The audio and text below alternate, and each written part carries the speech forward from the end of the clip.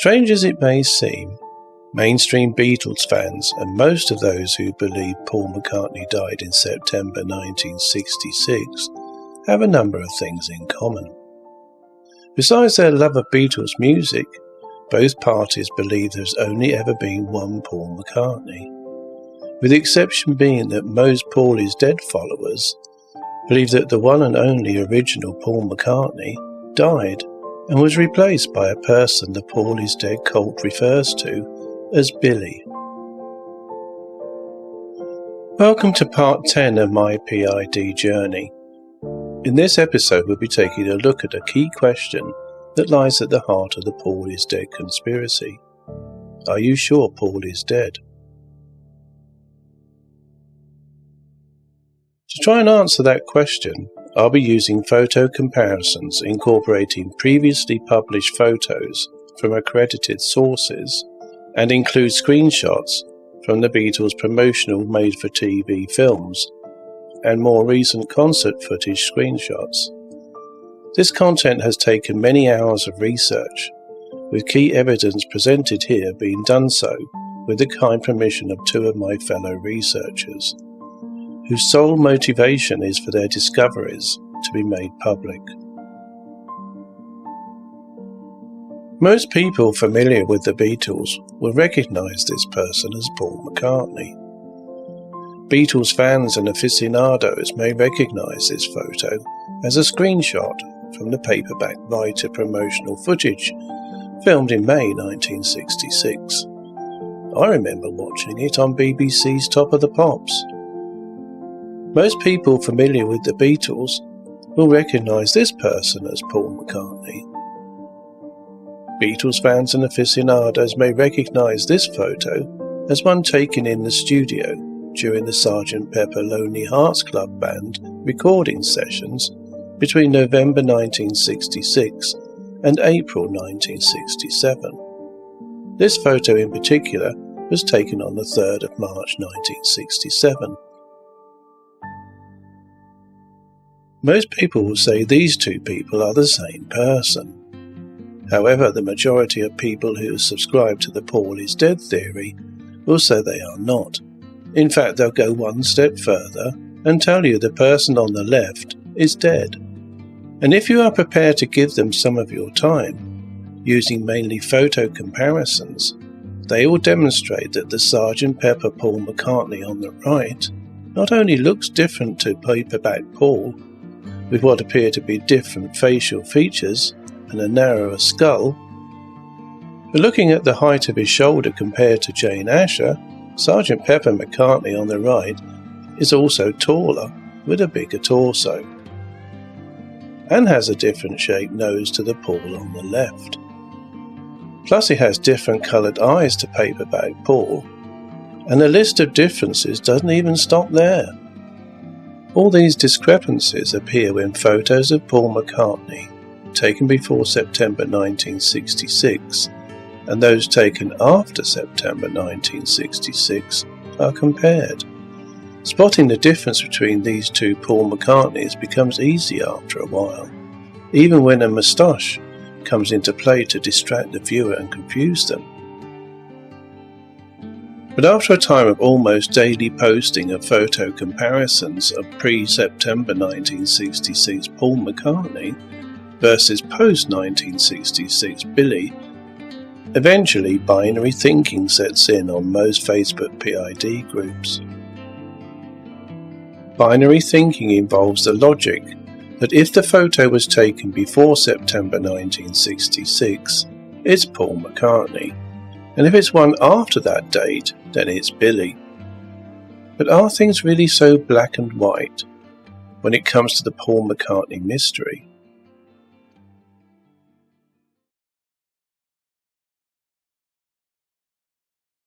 Of course, mainstream Beatles fans are of the opinion that replacing the left-handed bass player and musical genius of Paul McCartney is both impossible and therefore ludicrous. Equally, in the binary world of the mainstream Paul is Dead cult, the notion that there was more than one Paul McCartney other than the replacement Billy is also met with fervent scorn and ridicule. Furthermore, to suggest that at least one McCartney from the early 60s lived beyond the Paul is dead September 1966 alleged death date, as discussed in these videos, is considered tantamount to blasphemy among PIDers. Paul is dead, remember? Paperback Paul is no more. A conclusion usually agreed by most Paul is dead believers. Investigating discrepancies and posting comparison photos of Paul versus Billy is a daily occurrence on most Facebook PID groups. Such comparisons can also be seen on PID YouTube channels. The repetition of such images helps the newbies to the conspiracy train their eyes in order to detect the differences between the one and only Paul McCartney and his replacement, Billy, as well as reinforcing the belief that Paul is dead. Anyone who deviates from the Paul died in September 1966 theory, especially anyone who can back their theory with photographic evidence, is unwelcome in the Paul is dead herd, and gatekeeping shepherds will ensure any black sheep are kept away from their PID flock. Previously, I've shared photos of the scar on the underside of McCartney's chin, which suggests that at least one McCartney crossed over the alleged September 1966 death date. So I won't labour the point, other than to say scars can be hidden with makeup or added with surgery, both of which are plausible and have been commented on. But what about when it comes to hands, and specifically vein networks in hands? Can makeup and surgery alter their appearance?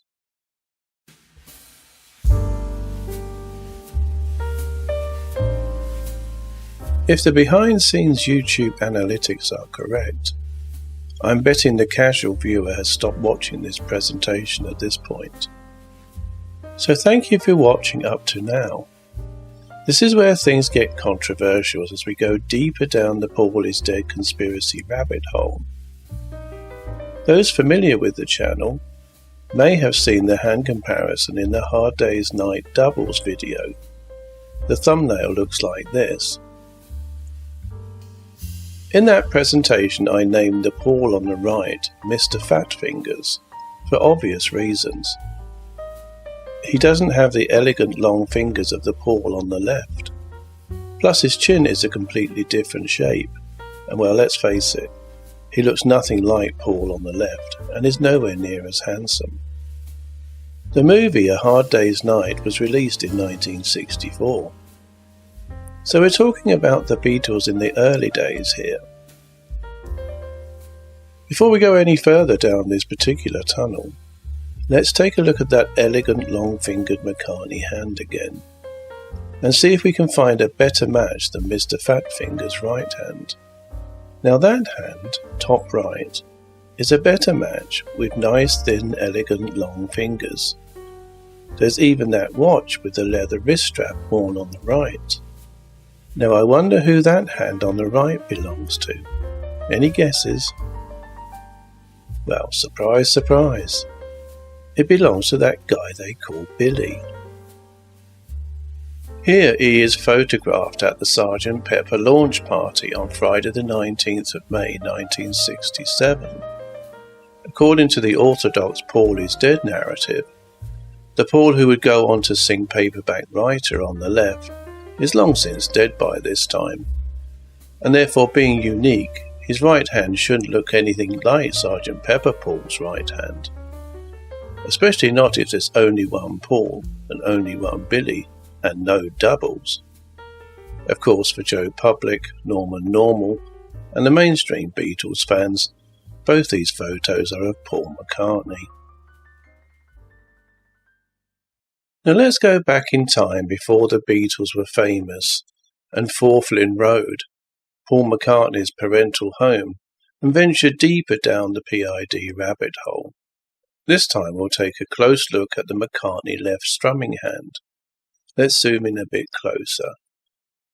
Now, looking at the left strumming hand, we can see a vein. The left-hand vein pattern is quite unique. It starts in the middle of the wrist and winds its way down to the ring finger.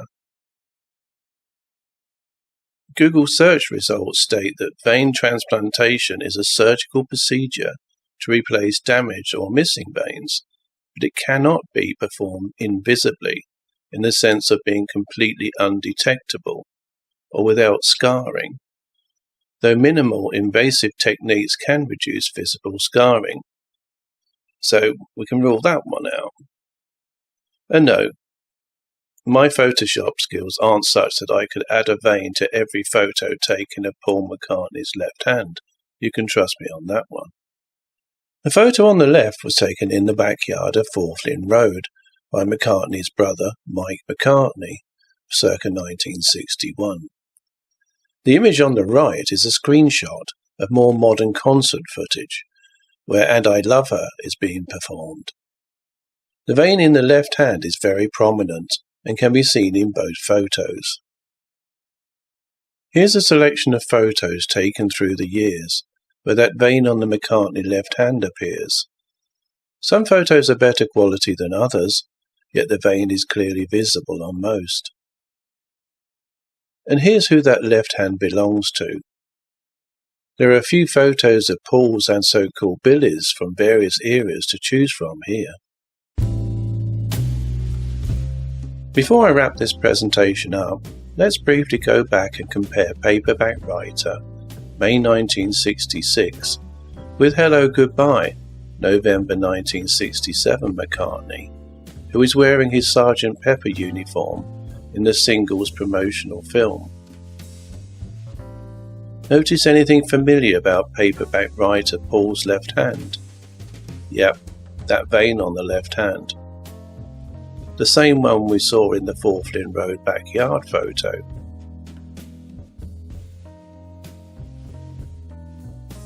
And what about Hello Goodbye Paul and his left hand? Well, you guessed it. That identical prominent vein can be seen on his left hand also.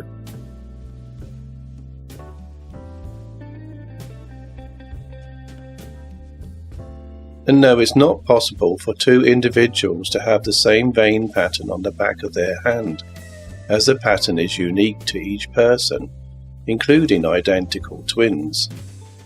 This uniqueness is similar to that of fingerprints, and is used in biometric identification because of its distinctiveness. So where does that leave the Paul is dead conspiracy theory? You know, the one that claims that there was only one unique biological Paul who died on September 1966 and was replaced by a different guy called Billy.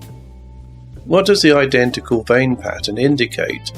Is it A, that it's a very clever prosthetic left hand that enables the strumming of guitars and playing the piano? Or B, that there has been a continuation of this individual through the decades from early Beatle mania to the present time, and the Paul is dead conspiracy is more nuanced than its followers believe? Which brings me to that key question. Looking at these identical vein patterns in the left hand, if there are no doubles and only one Paul and one Billy, are you sure Paul is dead? If you liked this video and others on the channel, please give it a thumbs up and subscribe. Many thanks for watching,